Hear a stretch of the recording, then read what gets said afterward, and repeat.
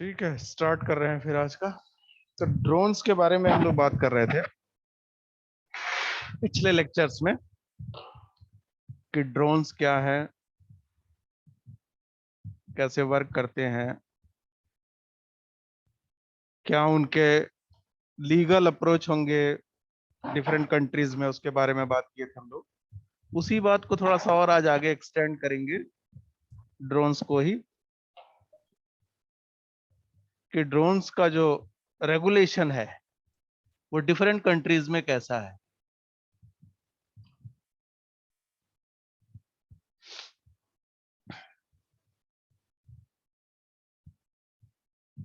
तो ड्रोन्स के बारे में हम लोगों ने जब बात की तो देखा था कि ड्रोन्स कई शेप के होते हैं।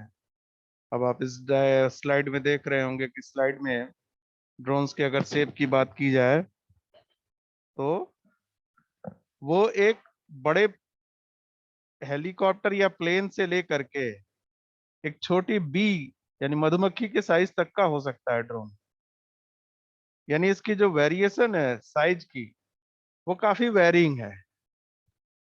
तो ऐसा नहीं है कि ड्रोन्स को सिर्फ ये कहा जाए कि वो एयरली फ्लाई करते हैं। इसके अलावा भी उनकी जो है फ्लाइंग हो सकती है, या वो ग्राउंड पे भी काम कर सकते हैं, इवन इन वाटर, पानी में भी जो है काम करते हैं। तो बहुत सारे तरह के जो है वो फीचर्स हैं ड्रोन के। ड्रोन्स हैं क्या?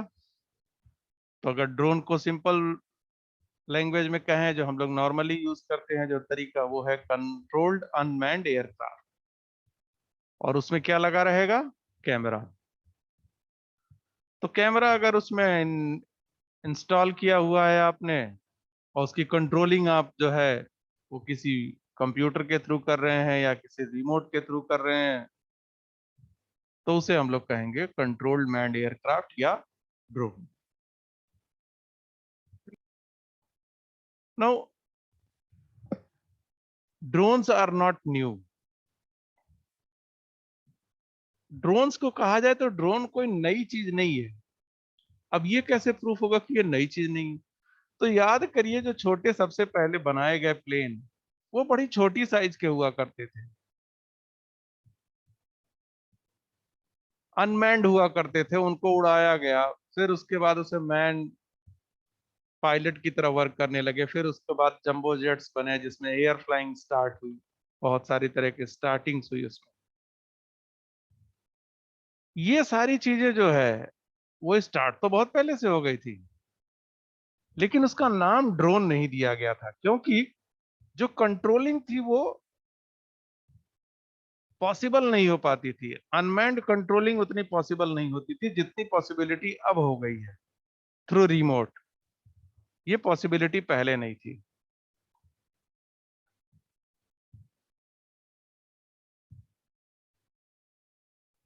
एरियल फोटोग्राफी की भी बात करें अगर, तो ये भी कोई नई बात नहीं है। पहले भी हेलीकॉप्टर्स में बैठ करके वीडियोग्राफी फोटोग्राफी होती रही है, पर हाँ वो डेफिनेटली एक एक्सपेंसिव चीज होती थी। वो वीडियो शूट करना महंगा होता था, क्योंकि अगर आपको कोई एरियल शूट करना है तो फिर आपको हेलीकॉप्टर चाहिए या छोटा प्लेन चाहिए, फिर वहां से जो है एक आदमी जो है वो वीडियो कैमरा या हाई डेफिनेशन कैमरा लेकर के बैठेगा, और वो फिर ऑडियो वीडियो या फोटोग्राफी जो है उसको शूट करेगा। तो वो एक एक्सपेंसिव प्रोसीजर तो था ही, पर एरियल फोटोग्राफी पहले से होती आई है। हालांकि अब उसको पूरी तरह से रिप्लेस किया गया है ड्रोन्स के थ्रू। अब ड्रोन्स के थ्रू ये चीजें पॉसिबल हो गई। तो एरियल फोटोग्राफी में हम लोगों ने डिस्कवरी चैनल पे देखा हो तो बहुत सारी चीजें जो है वो पहले से वो बने हुए हैं, वीडियोस बने हुए हैं जिसमें एरियल व्यू दिखाया जाता है। और नेचुरली वो सारे के सारे ड्रोन से तो हुए नहीं थे जो पहले के थे। तो वो कहीं ना कोई हेलीकॉप्टर यूज करके, कोई वीडियोग्राफर यूज करके उसको वीडियो शूट किया गया, और फिर उसको जो है कन्वर्ट करके सेंड किया गया कस्टमर तक या यूजर्स तक। तो aerial photography in the legal environment until now has been limited to the big cases। तो जब कोई बड़ी घटना या बड़ी कोई इवेंट को हमको करना होता था, तो हम लोग एरियल फोटोग्राफी का यूज करते थे। ये काम फिर बाद में सैटेलाइट्स के थ्रू होने लगा था। पर अभी क्या हुआ कि ड्रोन्स के आने की वजह से एरियल फोटोग्राफी जो है वो कॉमन चीज हो गई। एक कॉमन पीपल भी अब जो है वो एरियल फोटोग्राफी करा सकता है अपने यहाँ किसी इवेंट की। तो जब वो कोई इवेंट इस तरह का कराता है और उसकी फोटोग्राफी कराना चाहता है, तो उसके क्या क्या लीगल कंस्ट्रेंट होंगे, लीगली क्या उसको परमिशन लेनी होगी, ये सारे इश्यूज आते हैं। तो इस पे पिछले लेक्चर्स में भी हम लोग बात की थी, सेशनल के पहले भी। उसी चीज को थोड़ा सा और आज एलोबरेट करेंगे कि यूएस में जो एजेंसीज हैं वो कैसे इस काम को करती हैं, क्या प्रोसीजर है उनके यहाँ इस सब चीजों को कंट्रोल करने का, क्या नियम कानून उन्होंने बनाए हैं, और फिर उसके बाद इंडिया में देखेंगे कि इंडिया में कैसे होता है। तो ड्रोन्स है क्या? But with the low cost of drones in comparison to manned aircraft, all of that can change. तो ये जो फोटोग्राफी पहले होती थी, ये बहुत महंगी थी, इसमें बहुत पैसे खर्च करने पड़ते थे। अब यही सारा काम ये ड्रोन कर देता है। तो ड्रोन में कैमरा फिट कर दिया और उसके थ्रू जो है आप रिमोट के थ्रू इधर वीडियो या स्टिल फोटोग्राफ्स ले लेते हैं। तो एक्सपेंसिवनेस जो है वो एंड हो गई, कम हो गई पहले के मुकाबले। In any case, no matter how small that aerial view of the subject would enhance the understanding of the jury, will be an opportunity for you. तो जब भी कभी एरियल व्यू देखना हुआ, उसको हमें यूज करना हुआ, तो चाहे वो कितना भी छोटा एप्लीकेशन हो, प्रोग्राम हो, इवेंट हो, पर क्या उस पर कोई ज्यूरिडिक्शन लग सकता है? क्या कोई उस पर नियम लग सकता है? क्या वो इवेंट का पहले से जो है वो कोई आपको एक अथॉरिटी लेनी होगी? इस बारे में फिर लोगों ने सोचना शुरू किया कि क्या ये जो है, जो किसी इवेंट की हम फोटोग्राफी कराते हैं या ये सारी चीजें कराते हैं, उसमें किसी और चीज का भी या किसी और एजेंसी से हमें अप्रूवल लेना होगा या नहीं। तो फिर ये जिन कंट्रीज में सबसे पहले स्टार्ट हुआ, उन कंट्रीज ने ये सोचना स्टार्ट किया। तो event in the smallest of cases, कि जैसे अभी मान लीजिए कहीं तूफान आया था, जो यास या उसके पहले जो आया था ताउते, उसकी वजह से कहीं पे बहुत सारा जो है वो नुकसान हुआ। अब उस नुकसान की फोटोग्राफी कराने के लिए हमारे पास दो तरीके हैं, इधर हम हेलीकॉप्टर यूज करें और पूरे उस एरिया का सर्वे कराएं।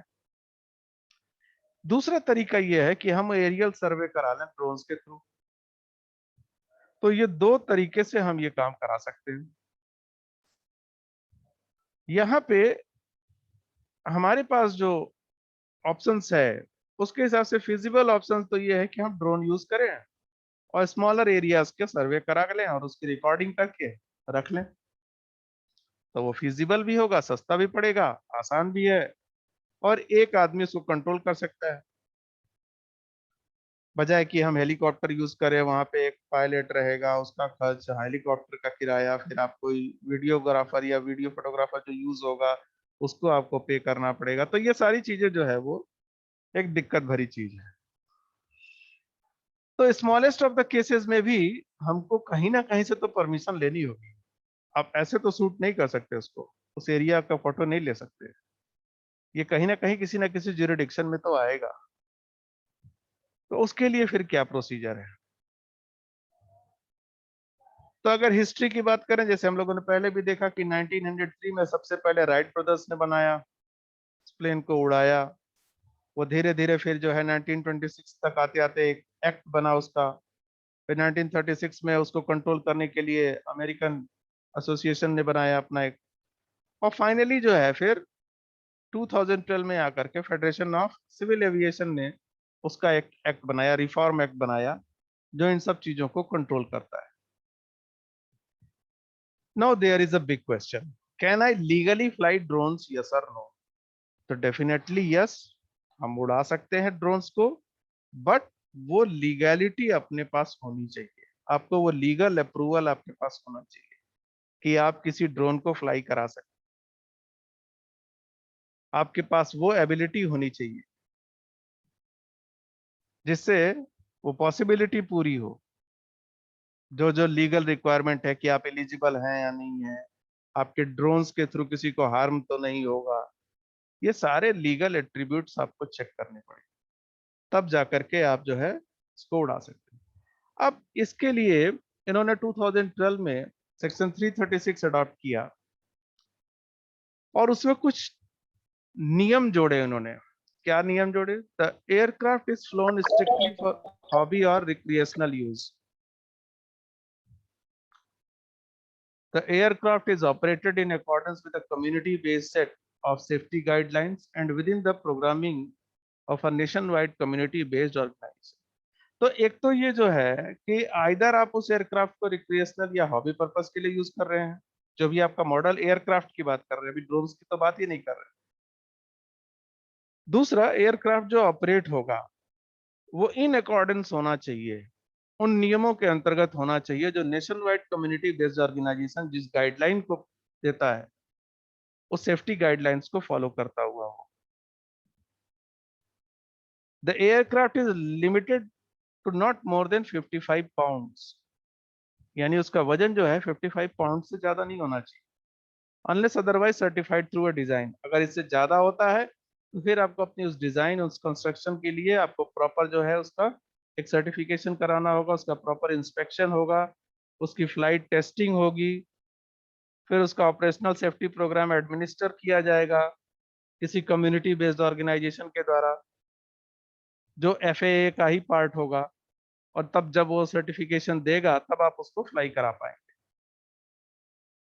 The aircraft is operated in a manner that does not interfere with and gives way to any manned aircraft. जब आप इस तरह के अनमैन्ड एयरक्राफ्ट को उड़ाते हैं तो ये आश्वासन आपको देना होगा कि ये उन रास्तों पे नहीं जाएगा जहां पे मैन्ड एयरक्राफ्ट उड़ते हैं, यानी उन पाथ को फॉलो नहीं करेगा। Do not interfere with and gives way to any manned aircraft. When flown within 5 miles of an airport, the operator of the aircraft provides the airport operator and the airport air traffic control tower with prior notice of operation. और अगर कहीं आप अपने drone को या unmanned aircraft को airport के नजदीक उड़ा रहे हैं और वो भी 5 मील के अंदर,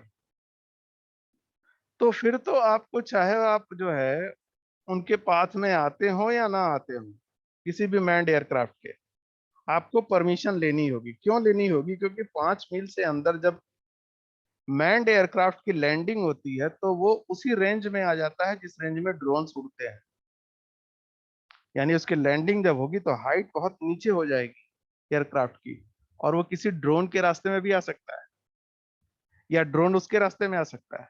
तो उस कंडीशन में आपको फ्लाइट एयर कंट्रोलर को बताना होगा, उससे अप्रूवल लेना होगा। वो जब बताएगा कि हाँ ये टाइम स्लॉट है आपके लिए, इस टाइम स्लॉट में आप जो है अपने ड्रोन को फ्लाई करा सकते हैं, तब आप करा पाएंगे, अदरवाइज आप नहीं करा सकते। सिक्स्थ लॉ इन्होंने कहा कि the aircraft is phloem with in visual line site of the operator, यानी ऑपरेटर की विजुअल लाइन ऑफ साइट में ऑपरेट होने चाहिए। ऐसा ना हो कि ऑपरेटर अब उसको देख ही नहीं पा रहा है और वो फ्लाई भी कर रहा है, तब क्या होगा कि कंट्रोलिंग जो है वो पॉसिबल नहीं होगी, क्योंकि रिमोट आपके हाथ में है, ड्रोन जो उड़ रहा है वो आप देख नहीं पा रहे कहाँ पे है आपका। तो अब आप उसको लेफ्ट मूवमेंट करा रहे तो वो एक्चुअली लेफ्ट मूव कर रहा है या नहीं कर रहा है ये आपको पता ही नहीं लगेगा। तो इन्होंने रूल लिखा कि एयरक्राफ्ट जो भी है आपका अनमैन्ड एयरक्राफ्ट, जो भी ड्रोन आप फ्लाई करा रहे हैं, उसका विजुअल लाइन साइट होना चाहिए।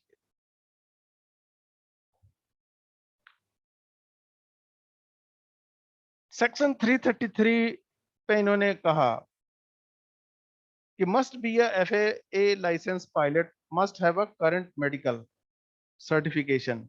अप्रोक्सीमेटली 4 मंथ प्रोसेस होता है ये। आपको जो है लाइसेंस पायलट का जो है एक सर्टिफिकेशन, एक लाइसेंस लेना होगा, और प्लस आपको अपनी एक करंट मेडिकल रिपोर्ट भी देनी होगी, और ये वैलिड होता है सिर्फ 4 मंथ के लिए। अगेन 4 मंथ के बाद आपको फिर से एक वैलिडेशन लेना होता है। हालांकि ये सारा प्रोसीजर यूएसए का है, अभी इंडिया की बात नहीं कर रहे हैं, लेकिन यूएसए में ये पूरी तरह से इसका पालन होता है, तभी जाकर के आप वहां पे फ्लाई करा सकते हैं अपने अनमैन्ड एयरक्राफ्ट या ड्रोन्स को। The FAA proposals offer safety rules for small US. तो एफएए ने जो प्रपोजल दिया सेफ्टी रूल्स का, वो स्मॉल अनमैन्ड एयरक्राफ्ट सिस्टम के लिए दिया जिसका वजन 55 पाउंड से नीचे था, और जिसका यूज किस लिए कर रहे थे आप? नॉन रिक्रिएशनल ऑपरेशंस के लिए, यानी ऐसे जगहों के लिए जो कि मौज मस्ती के लिए नहीं थे, एंजॉयमेंट के लिए नहीं थे। The proposed regulation was published on the Federal Register or public comment on February 23 to 2015। तो अगर आप देखें तो ये सब कुछ जो है वो इधर के वर्षों में ही हुआ है। 2015 में ये रूल्स बने यूएस में, यूएसए में अनमैन्ड एयरक्राफ्ट सिस्टम के लिए, और उसके बाद फिर धीरे धीरे और कंट्रीज में इन रूल्स को अडॉप्ट किया गया, इस पे काम करना शुरू हुआ। मेजर प्रोविजंस जो हैं ऑपरेशनल लिमिटेशंस के लिए लेकर के, कि क्या ऑपरेशनल लिमिटेशंस होगी, ऑपरेटर का सर्टिफिकेशन कैसे होगा, उसकी रिस्पॉन्सिबिलिटी क्या क्या होगी, यानी जो उस ड्रोन को उड़ाएगा क्या उसको सर्टिफिकेशन चाहिए, अगर चाहिए तो क्या क्या रिक्वायरमेंट होगी, दूसरा उसकी रिस्पॉन्सिबिलिटी क्या होगी, जिम्मेदारी क्या होगी जो उड़ा रहा है ड्रोन को, और प्लस उस ड्रोन का अपना रिक्वायरमेंट क्या होना चाहिए। इसके लिए पूरी एक प्रपोज मेजर गाइडलाइन इन्होंने इशू की पार्ट नंबर 107 के थ्रू अपने रिपोर्ट में। इसमें क्या था, ऑपरेशनल लिमिटेशंस जो दी गई, वो पहली तो ये थी कि अनमैन्ड एयरक्राफ्ट का जो वेट है वो 55 पाउंड से ज्यादा नहीं हो सकता। दूसरा, small unmanned aircraft may not operate over any persons not directly involve in the operation. अगर वो छोटा एयरक्राफ्ट है या ड्रोन है जो कि 55 पाउंड से भी कम है, उसको आप जब उड़ाएंगे तो किसी पर्सन के ऊपर नहीं उड़ा सकते, और ना किसी उसके द्वारा किए गए ऑपरेशन में उसका इन्वॉल्वमेंट हो। यानी दूसरे किसी इंसान के ऊपर से भी अगर उड़ा रहे हैं तो भी आपको जो है फिर प्रॉपरली उसके लिए लाइसेंस लेना होगा, उसके लिए प्रॉपरली आपको एक अथॉरिटी से अप्रूवल लेना होगा, और वो भी बहुत स्ट्रिक्ट कंडीशन में अलाउ करते हैं। तो जैसे अभी आपने देखा होगा स्टेडियम में जो ऊपर कैमरे लगे होते हैं जिनके थ्रू क्रिकेट मैच में जो है वो फोटोग्राफी ली जाती है, तो प्रॉपरली उनकी सिक्योरिटी को एग्जामिन किया जाता है कि कहीं ऐसा तो नहीं कि कभी वो गिर जाए किसी खिलाड़ी के ऊपर या किसी के ऊपर तो चोट लग सकती है। तो अगर वो ऑपरेट करा रहे हैं तो स्ट्रिक्टली उसको फिर मॉनिटर किया जाता है। कई कई जगहों पे सिर्फ डे लाइट ऑपरेशंस के लिए अलाउ करते हैं, सनराइज से सनसेट तक, रात में नहीं यूज करने देते। ये इसकी कुछ ऑपरेशनल लिमिटेशंस है। फिर must yield right of way to the other aircraft manned और अनमैन्ड। निश्चित ही वो किसी और एयरक्राफ्ट मैन्ड या अनमैन्ड के रास्ते में नहीं आने चाहिए। जब भी आप उनको उड़ाएंगे, किसी अपने ड्रोन को, अनमैन्ड एयरक्राफ्ट को, तो विजुअल लाइन ऑफ साइट जरूर होनी चाहिए, यानी आपको वो दिखना चाहिए। और कैसे दिखना चाहिए? ये नहीं कि बाइनोकुलर लगा करके दूरबीन से देख रहे हैं। आप बहुत अधिक है तो आप अपने चश्मे जो यूज कर रहे हैं उसके थ्रू देख सकते हैं, अनएडेड बाय एनी डिवाइस, किसी और डिवाइस की मदद नहीं ले सकते। या तो नॉर्मल आपकी आंख सही है तो आंखों से, और नहीं तो अगर आप चश्मा पहनते हैं तो करेक्टिव लेंसेज के थ्रू देख सकते हैं। उसको माना इन्होंने विजुअल लाइन ऑफ साइट, ऐसा नहीं माना कि आप ठीक है अपने ड्रोन को बहुत दूर तक उड़ाइए और कह दिए कि हम तो बाइनोकुलर से देख रहे हैं उसको कंट्रोल कर लेंगे, ऐसा नहीं। First person view FPV camera can not satisfy see and avoid requirement.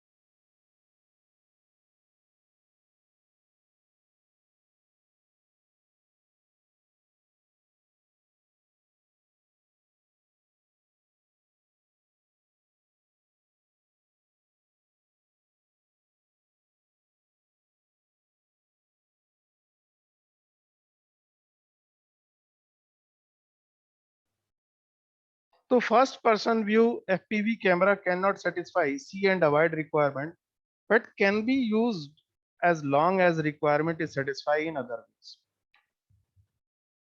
तो सी एंड अवॉइड रिक्वायरमेंट तो कैमरे से पूरी नहीं होगी। यानी जो आप विजुअली देख रहे हैं और आप चाहें कि हाँ देख लिया और कुछ ऑब्स्ट्रक्शन आ रहा है मेरे ड्रोन के आगे, तो वो कैमरे के थ्रू तो वो कंट्रोल नहीं होगा, लेकिन आप उसको कंट्रोल कर सकते हैं अपने रिमोट के थ्रू।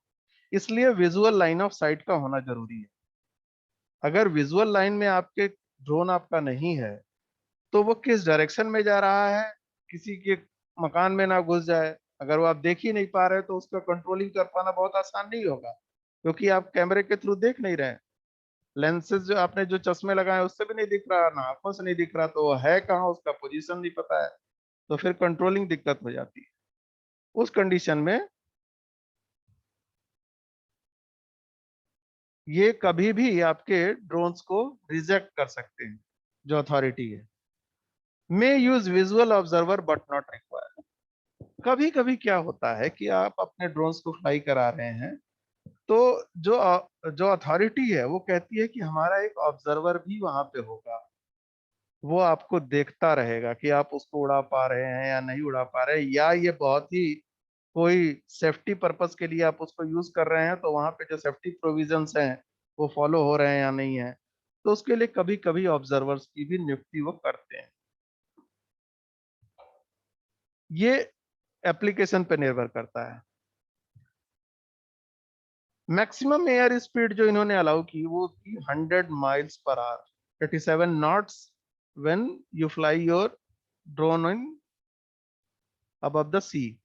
तो सी के ऊपर यानी समुद्र के ऊपर उड़ा रहे हैं तो 87 नॉट्स वहां पे हो जाता है।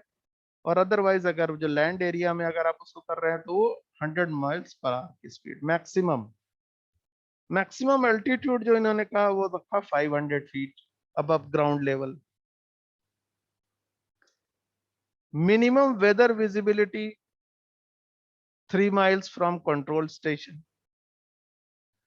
यानी कंट्रोल स्टेशन से ये मान के चला गया कि मिनिमम वेदर विजिबिलिटी अगर 3 मील तक दिखती है उस दिन उस समय, तब आप ऑपरेट कर सकते हैं, आप उड़ा सकते हैं। अदरवाइज अगर विजिबिलिटी कम है तो आप उड़ा ही नहीं सकते अपने ड्रोन को। और before flying any drone you have to require pre flight inspection by the operator. Operator उसको आकर के चेक करेगा, प्री फ्लाइट इंस्पेक्शन करेगा। वो जब सेटिस्फाई हो जाएगा कि now you can fly your drone, तब जाकर के उसको फाइनल अप्रूवल मिलती है। तो ये सारे के सारे रूल्स बने, लॉज बने ड्रोन्स के लिए। No person may act as an operator or VO for more than one unmanned aircraft operation at one time. अगर किसी आदमी को नियुक्त किया गया आइदर ऑब्जर्वर की तरह, या वो आदमी किसी ड्रोन को उड़ा रहा है, तो एक समय पे एक ही ड्रोन को एक ऑपरेटर उड़ाएगा, या एक समय पर एक ही ड्रोन को ऑब्जर्व करेगा। एक से अधिक को ऑब्जर्व करने या उड़ाने की एक ही समय पे कोई भी परमिशन नहीं दी जाती है।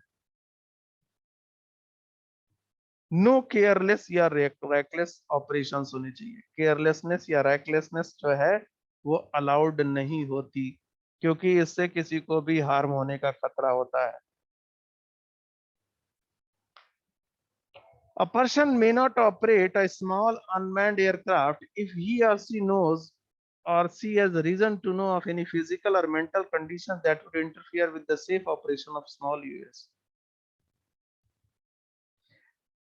जब तक आप फिजिकली या मेंटली इस कंडीशन में नहीं है कि आप किसी अनमैन्ड एयरक्राफ्ट को कंट्रोल कर सके, फ्लाई करा सके, तब तक आपको ये उड़ाने की इजाजत नहीं होती। Even small unmanned aircraft system भी, स्मॉल ड्रोन्स भी अलाउ नहीं होते किसी ऐसे आदमी के द्वारा उड़ाया जाना जो मेंटली या फिजिकली फिट ना हो।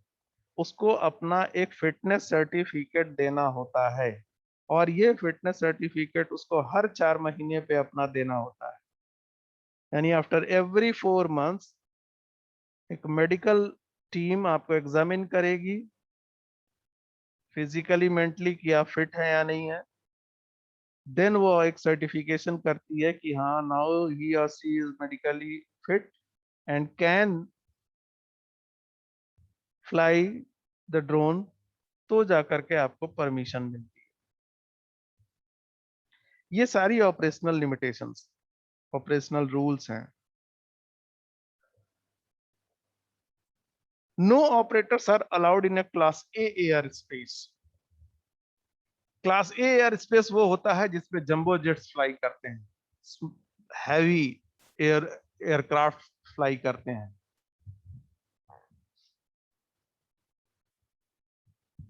B C D and E airspace are allowed with the requirement of ATC permission. तो एयर ट्रैफिक कंट्रोलर की परमिशन से आप B C D and E airspace में अपने ड्रोन्स को फ्लाई करा सकते हैं।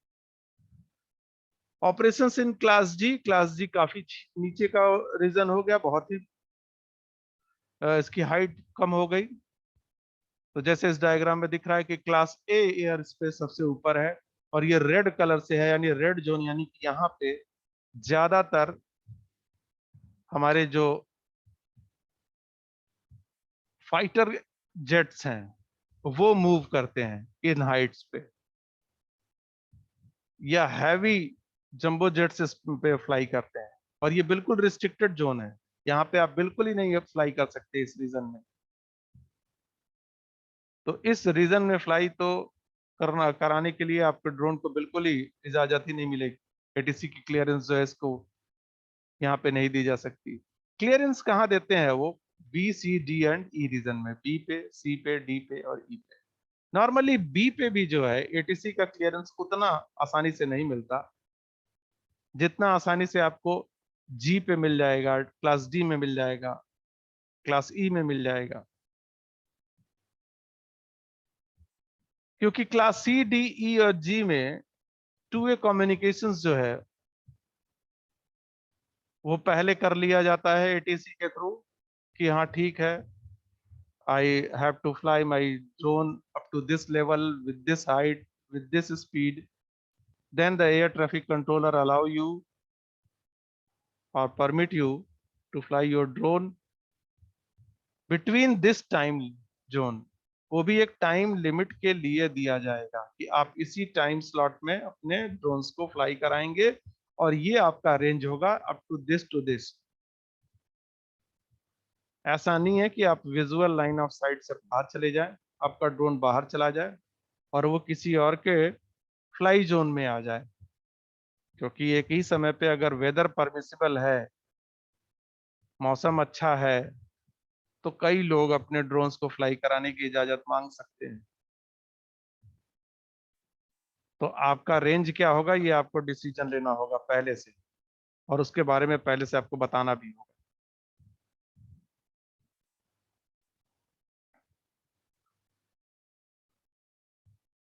मेजर प्रोविजंस जो है, तो मेजर प्रोविजंस में जो है इसको प्रपोजल पार्ट 107 में दिया गया यूएस में, वो था ऑपरेशनल सर्टिफिकेशन और रिस्पॉन्सिबिलिटी का, कि ऑपरेटर की सर्टिफिकेशन को कैसे दिया जाए, कैसे किसी ऑपरेटर को सर्टिफिकेट दिया जाए, उसका बेसिस क्या होगा, किस आधार पे दिया जाए, और जो ड्रोन उड़ा रहा है उसकी जिम्मेदारी क्या होगी, उसकी रिस्पॉन्सिबिलिटी क्या होगी। तो ऑपरेटर सर्टिफिकेशन एंड रिस्पॉन्सिबिलिटी, तो पायलट्स अनमैन्ड एयरक्राफ्ट सिस्टम के, उनको पायलट ना कह करके उनको नाम दिया गया ऑपरेटर का, कि वो ड्रोन ऑपरेटर्स हैं, अनमैन्ड एयरक्राफ्ट ऑपरेटर है, वो पायलट नहीं है। पायलट वो होता है जो प्लेन में बैठा हो और उसको फ्लाई करा रहा हो, वो वहीं से उसको कंट्रोल कर रहा हो। ऑपरेटर्स वो जो कहीं और हैं और अपने अनमैन्ड एयरक्राफ्ट को कहीं और उड़ा रहे हैं। ऑपरेटर्स के लिए क्या कंडीशन इन्होंने रखी? Be at least 17 years old, 17 साल से कम के लोग नहीं उड़ा सकते। दूसरा, हालांकि ये इंडिया के लिए नहीं है, ये यूएस के लिए, दूसरा इन्होंने कहा कि उनको एक common initial aeronautical knowledge test देना होगा, उसको पास करना होगा, और ये जो एग्जाम होगा वो ट्रांसपोर्टेशन सिक्योरिटी एडमिनिस्ट्रेशन के थ्रू कराया जाएगा। उसमें पास होने के बाद ही फिर आपको सर्टिफिकेट मिलता है। Obtain an unmanned aircraft operator certificate with a small US rating. तो फिर उसके बाद आपको एक सर्टिफिकेट मिलेगा ऑपरेट कराने का, जिसपे कुछ चीजें लिखी रहती हैं कि आपके पास ये पायलट एयरमैन सर्टिफिकेशन है, इतनी तारीख को इसकी वैलिडेशन स्टार्ट हुई, इस रीजन के लिए है, यानी पर्टिकुलर वो जो जिस जोन में आप रहते हैं, जिस जोन में उड़ाना चाहते हैं, उसकी भी डिग्री रहेगा। अगर आप अपने ड्रोन को किसी और एरिया में लेके जाते हैं तो फिर वहां के कंसर्न एरिया से आपको अपना सर्टिफिकेशन या अपने सर्टिफिकेट को प्रोड्यूस करना होगा, तब वो अप्रूव करेंगे, फिर तब आप फ्लाई कराएंगे। Pass a recurrent aeronautical knowledge test every 24 months, और हर 24 महीनों के बाद आपको अगेन एरोनॉटिकल नॉलेज का टेस्ट देना होगा, क्योंकि रूल्स बदलते रहते हैं। एरोनॉटिकल्स रूल्स जो है वो चेंज होते रहते हैं। जो class A B C D E की लिमिट है वो वेरी करती रहती है, उसमें एडवांसमेंट होती रहती है। तो आपके एरोनॉटिकल नॉलेज को लगातार टेस्ट किया जाएगा। Make available to the FAA upon request the small UAS for inspection or testing and any associated documents records required to be kept under the proposed rules। और आपको अपने FAA जो federation है aviation का, उनके request के बाद with अपने स्मॉल यूएस के साथ मौजूद होना होगा, यानी आप और आपका ड्रोन इंस्पेक्शन टेस्टिंग के लिए वहां पे जाएगा, वो उसको टेस्ट करेंगे, उसका डॉक्यूमेंट बनाएंगे, उसका रिकॉर्ड रखेंगे। ये इनके रूलिंग में है। अगर कोई एक्सीडेंट होता है during the operation of your drone operation, तो आपको विद इन 10 days FAA को बताना होगा कि क्या इंजरी हुई या कोई प्रॉपर्टी डैमेज हुई, अगर हुई तो क्या उसका इंस्पेक्शन होगा, किसी से आपने कराया या नहीं, क्या आपने उड़ाने के पहले प्री फ्लाइट इंस्पेक्शन कराया था, कंट्रोलर को आपने चेक कराया था, बताया था अपनी फ्लाइंग के बारे में। क्योंकि वो फिर जैसे गाड़ी का यहाँ पे होता है, गाड़ी का एक्सीडेंट हो गया तो आप जो है इंश्योरेंस वाले को बुलाते हैं, बिल्कुल वैसा ही प्रोसीजर ड्रोन में भी है।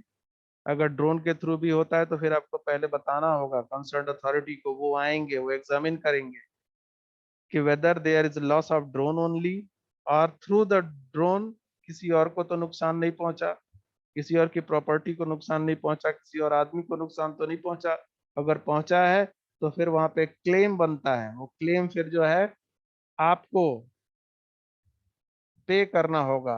अगर आपने उसको इंश्योरेंस पहले से नहीं करा रखा है, उसमें भी थर्ड पार्टी इंश्योरेंस होता है, फर्स्ट पार्टी इंश्योरेंस होता है, सारे तरह के इंश्योरेंस उसमें भी होते हैं, क्योंकि वो एक फ्लाइंग ऑब्जेक्ट है, फ्लाई कर रहा है, मूव कर रहा है। तो उसमें भी वो सारे रूल रेगुलेशन लगते हैं जो बाकी और चीजों में लगते हैं। तो उसका एक प्रॉपर अप्रूवल आपको लेकर के पहले से रखना होगा।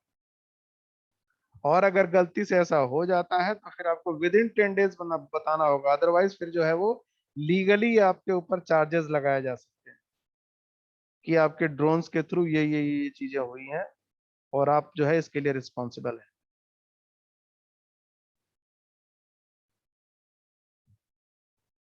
अब ऑपरेशनल लिमिटेशंस हो गई, ऑपरेटर का सर्टिफिकेशन हो गया, उसकी रिस्पॉन्सिबिलिटी भी तय हो गई। अब एयरक्राफ्ट की रिक्वायरमेंट्स क्या है, यानी जो ड्रोन आप बनाएंगे उसकी ड्रोन की भी तो कुछ रिक्वायरमेंट होगी ना, उसका कुछ रूल रेगुलेशन के आधार पे बनाएंगे ना, कि कब कोई कितना भी बड़ा बना ले या कुछ भी बना ले और उसको फ्लाई कराए।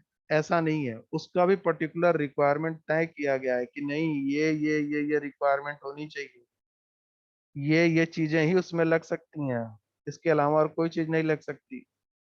वो सब कुछ जो है वो एयरक्राफ्ट रिक्वायरमेंट्स में आएगा। अब एयरक्राफ्ट रिक्वायरमेंट्स में क्या है, FAA airworthiness certification is not required. However, operator must maintain a small UAS in the condition for safe operation, and prior to flight must inspect the UAS to ensure that it is in the condition for safe operation. कोई भी आप drone बनाएंगे तो आप उसको immediately सीधे fly नहीं कराएंगे जब तक कि उसका सर्टिफिकेशन नहीं हो जाता। सर्टिफिकेशन कैसे होगा? बिफोर प्रायर टू फ्लाइंग आपको उसका इंस्पेक्शन कराना होगा। तो आइदर आप अपने ड्रोन को लेके जाइए FAA ऑफिस में, या उनका कोई पर्सन आएगा, वो आकर के उसको एग्जामिन करेगा, वो उसको चेक करेगा। चेक करने के बाद एयरक्राफ्ट रजिस्ट्रेशन की जो रिक्वायरमेंट है उसको फुलफिल की जानी है। जैसे पिछले वाले में हम लोगों ने बात किया था कि उस ड्रोन पे आपका नाम, आपका फोन नंबर, ये सारी एंट्री होगी। उस पर्टिकुलर उस ड्रोन का अपना एक नंबर होगा, ये सब उसके ऊपर है या नहीं है। ये सारी जब रिक्वायरमेंट पूरी हो जाएगी उस एयरक्राफ्ट की, तभी उसको सर्टिफिकेशन दिया जाएगा। तो इतनी सारी चीज जो है वो ड्रोन्स के रेगुलेशन में आती है। इसके इसके और बातें जो है हम लोग नेक्स्ट क्लास में करेंगे। तो आज के लिए से इतना ही था।